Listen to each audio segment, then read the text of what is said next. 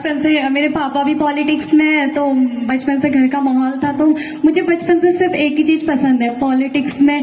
मेरे को वैसे लोगों की सेवा करना या इन चीजों पे रहना बहुत ज्यादा पसंद था, क्योंकि मेरी मम्मी इन चीजों में रहती थी, तो मम्मी और पापा का वो लेकर आ गया मुझे यहाँ पे। मुझे बचपन से इंटरेस्ट था, तो इसी इंटरेस्ट को लेकर मैं बचपन से इसी चीज में आगे बढ़ी, तो यही चीजों में मैं आगे बढ़ती गई। अच्छा, एक चीज और मैं जानना चाहूंगा, जैसे कि छात्र संघ अध्यक्ष में आपने प्रत्याशी के रूप में आई, आप छात्रा उपाध्यक्ष में भी तो आ सकती थी, वो बहुत आसान था।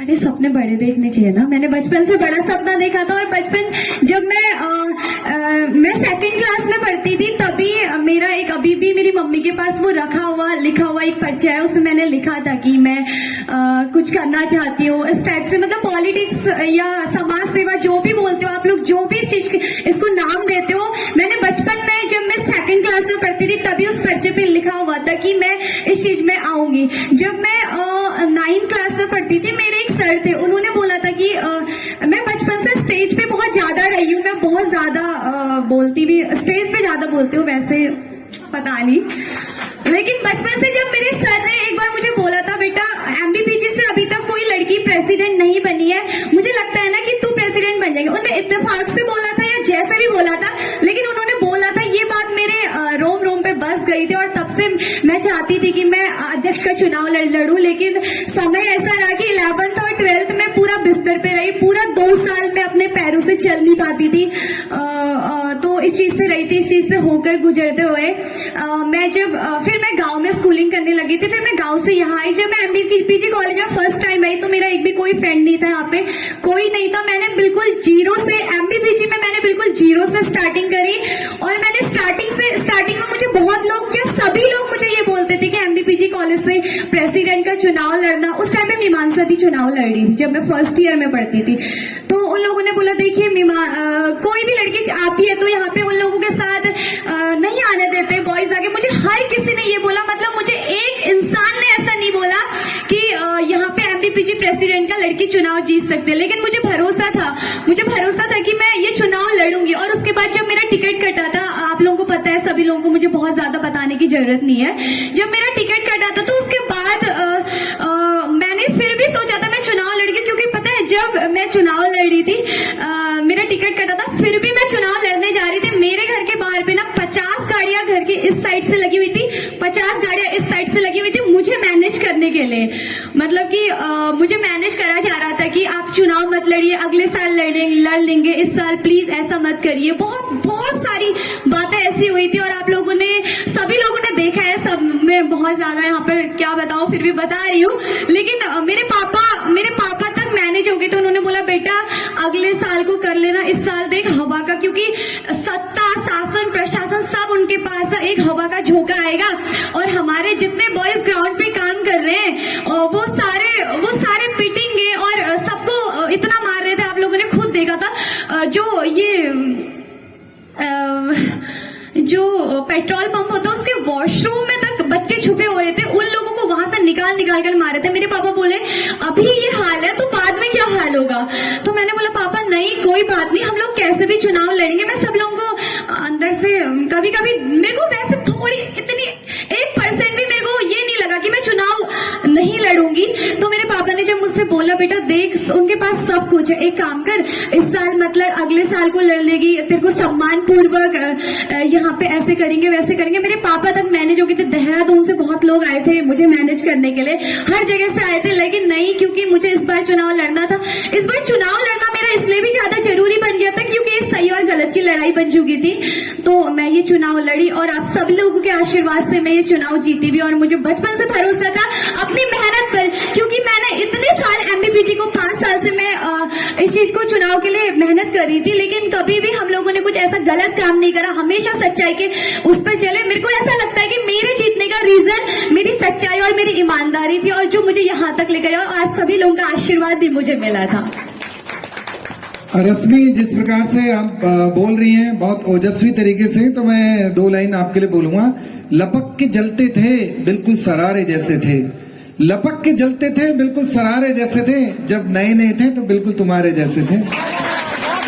मैं ये जानना चाहूंगा, देखिए क्योंकि हमने बातचीत करनी है ना, तो बातचीत का हमारा तरीका यह है कि आपने जैसे मीमांसा भी जब इलेक्शन लड़ रही थी तो आपने सही कहा कि बहुत लोग कहते थे कि ये छात्र संघ का अध्यक्ष मत लड़।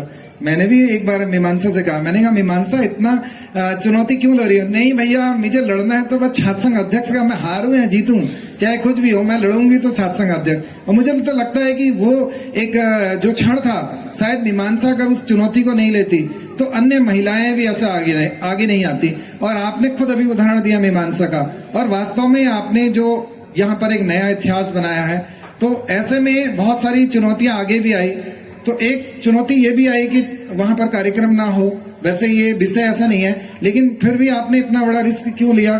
क्या बहुत सारे लोग सोच रहे थे पब्लिसिटी स्टंट है, ये ऐसे ही कर रही है, या फिर वास्तव में आप चाहते थे कि एक साफ सुथरा माहौल हो और केवल छात्राओं के विद्यार्थियों के कार्यक्रम हो? देखिए, ये चुनाव लड़ना मेरे लिए इसलिए ज्यादा जरूरी बन गया था कि जब मैं स्टार्टिंग पे यहाँ पे से चुनाव लड़ी थी और वो सब चीजें हो जाती, वो गाली गलौज वाला सीन हो जाता है, तो ये सब मेरी लड़ाई नहीं बन गई थी। ये एमपीपीजी कॉलेज की हर एक बहन की लड़ाई, हर एक जो छात्रा मेरे साथ है, हर एक उस लड़की की लड़ाई बन गई थी, जो मुझे लड़ना जरूरी लगा था। और ऊपर से दूसरी बात, मैं कुछ नया भी करना चाहती थी, मैं आगे को भी कुछ बहुत नया करना चाहती हूँ और मैं इसके लिए पूरा प्रयास भी करूंगी। और जब एमपीपीजी कॉलेज में मैं ये चुनाव लड़ने लगी, पहली बात की ये लड़कियों की इज्जत के लिए, उनके सम्मान के लिए मैं ये चुनाव लड़ी। प्लस एमपीपीजी कॉलेज को एक शैक्षणिक माहौल या एमपीपीजी में आए दिन जो दंगे, जो फसाद, जो लड़ाइयां होती रहती, उस चीज को रोकना भी मेरा मकसद था। और मैं मानती हूँ कि कहीं ना कहीं बहुत स्तर तक हम लोगों ने ये चीज रोकने का प्रयास भी करा।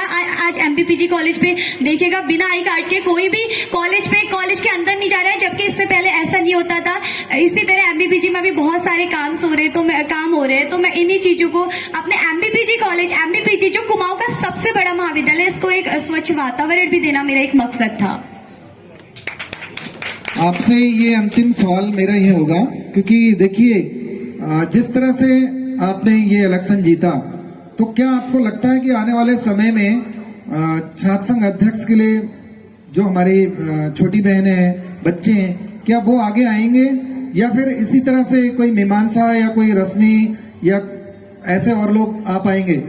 ऑफकोर्स आएंगे, इसमें कोई सवाल ही नहीं बनता है। ऑफकोर्स अभी भी लड़कियां वहां पे, जब से मुझे ऐसा लगता है, जब से हम लोग इलेक्शंस लड़े हैं, उसके बाद से लड़कियां वहां पे राजनीति में आने के लिए इन्वॉल्व होने लगी हैं। लेकिन बहुत लोगों को ये लगता है कि पॉलिटिक्स ऐसे अच्छा पढ़ाई कर लो। मैं आप लोगों को सभी को बताना चाहूंगी, मैं बचपन से, अभी मैं एमए पॉलिटिकल साइंस से कर रही हूँ, तो बचपन से अभी तक का मैं हमेशा फर्स्ट डिवीजन पास हुई। अपनी पोजीशन मेरी क्लास में हमेशा फर्स्ट डिवीजन रही है। तो पढ़ाई के साथ साथ मैं ये मानती हूँ कि पॉलिटिक्स में अगर किसी को किसी चीज का इंटरेस्ट है, कोई किसी चीज में सेवा करना चाहता है, जैसे मैं अपना एक एग्जांपल दूंगी। जब मैं एक बार बचपन में बहुत छोटी थी, तो मैं अपनी चाची के साथ कालूसाई मंदिर से मार्केट से होते हुए जा रही थी, तो मेरे पास 10 के 160 रुपए थे शायद। तो वहां पे जो मांगने वाले होते हैं, मैं उनको मतलब यहाँ से कालूसाई मंदिर तक उनको देते मेरे सारे खत्म हो गए थे। तो मतलब मेरा हमेशा ऐसा रहता है कि मैं किसी ना किसी के लिए कुछ करूं, जितना मुझसे हो पाए, जिस स्तर से मुझसे हो पाए, मैं उनके लिए करूं। तो ये प्रयास के लिए ये मेरा एक अच्छा माध्यम भी है। तो यही सब। थैंक यू, बहुत अच्छा लग रहा है। देखिए जिस तरह से आप अपनी बातों को कहते हैं, तो जो हमारी छात्राएं हैं उनको भी अगर ये बोलना आ जाए, जैसे आप लोग बोल रहे हैं, अपनी आवाज उठाना, मेरा मतलब है कि आवाज उठाना आ जाए, जो विरोध करने की क्षमता हो, तो निश्चित रूप से वो लोग आगे बढ़ सकते हैं। अब मैं आपको सम्मानित करने के लिए परम आदरणीय जिला पंचायत अध्यक्षा बेला तोलिया जी, पूर्व जिला पंचायत अध्यक्षा सुमित्रा प्रसाद जी, परम आदरणीय ब्लॉक प्रमुख रूपा देवी जी, परम आदरणीय शंकर कोरंगा जी, जो कि हमारे भाजपा के नेता हैं और मुख्यमंत्री जी के पूर्व सलाहकार हैं, आदरणीय संतोष भट्ट जी, आप सभी को मैं मंच पर आमंत्रित करता हूं। संतोष भट्ट जी जो कि हमारे कॉन्ट्रैक्टर और बिल्डर हैं, हमारे सहयोगी हैं, और एक्सपर्ट रूफिंग प्राइवेट लिमिटेड के माध्यम से वो आसियाने बनाते हैं और सजाते हैं, मकानों को कॉन्ट्रैक्ट लेते हैं।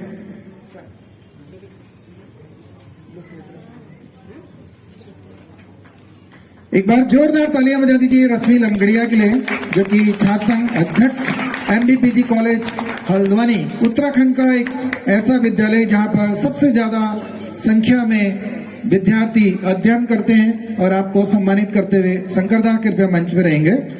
एक बार जोरदार तालियां बजा